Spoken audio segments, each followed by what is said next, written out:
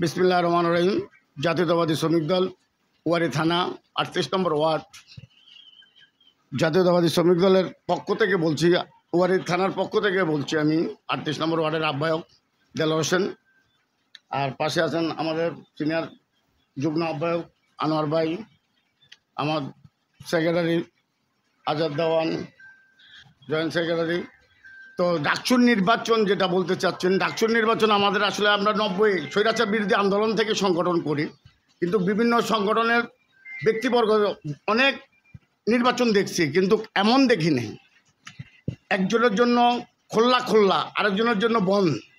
কিন্তু যা কিছু করা হয়েছে, আমার দৃঢ় বিশ্বাস কখনো শিবির এখানে গর্জন তুলে দাঁড়াতে পারে নাই। আর যাবতীয় সব কিছু বিচার বিশ্লেষণ করে দেখলাম ছাত্রদল অনেক এগিয়ে, 7-এর মধ্যে 80%। এটা কি করে সম্ভব? তাহলে ওই যে হাসিনাকে হার মানিয়ে দিল, হাসিনাকে যে হার মানাইলো, এটা তো জ্বলন্ত প্রমাণ। এদের কাছ থেকে আমরা ভালো কিছু আশা করতে পারি না। আর ডাকসুর নির্বাচন আমরা এখন করাটাও আমাদের জন্য বোকামি হয়েছে, যেহেতু দেশে গভর্নমেন্ট নাই। যদি গভর্নমেন্ট থাকতো সঠিক সব কিছু পাইতাম, সব কিছু করা যেত, সব কিছু শোনা যেত। এখন গভর্নমেন্ট নাই, যে যেমনি পারছে এমনি লুটতরাজ তো হচ্ছেই, লুটতরাজভাবে খাচ্ছে। তো এগুলা ঠিক না।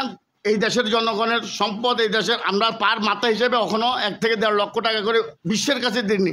যেই ছেলেটা জন্ম নেবে সেও দিইনি, কিন্তু এই দেশে যেই ব্যক্তি আসুক, যে ওই জায়গাটায় যায়, ওখানে খালি খাইয়ের মধ্যে মনে থাকে। এই যে 5 তারিখের পর থেকে এই পর্যন্ত নিজের পকেটের টাকা খরচ করি, পাহারা দিতেছি দারোয়ানের মতো, কিন্তু কালকার এই নির্বাচন হাসিনাকেও ফেল করে ফেলাইছে। আমি যা কিছু মনে করি এটা হয় নাই সুস্থ সফলভাবে, এটা আমরা মানতে পারি না, মানব না। আমি মনে করি এই ওয়ারী থানা শ্রমিক দলের পক্ষ থেকে এখান থেকে গর্জন উঠুক। ইনশাল্লাহ আমরা ডাকসুর নির্বাচন আরও একবার করে দেখা দেব দলীয় সরকার আসার পরে।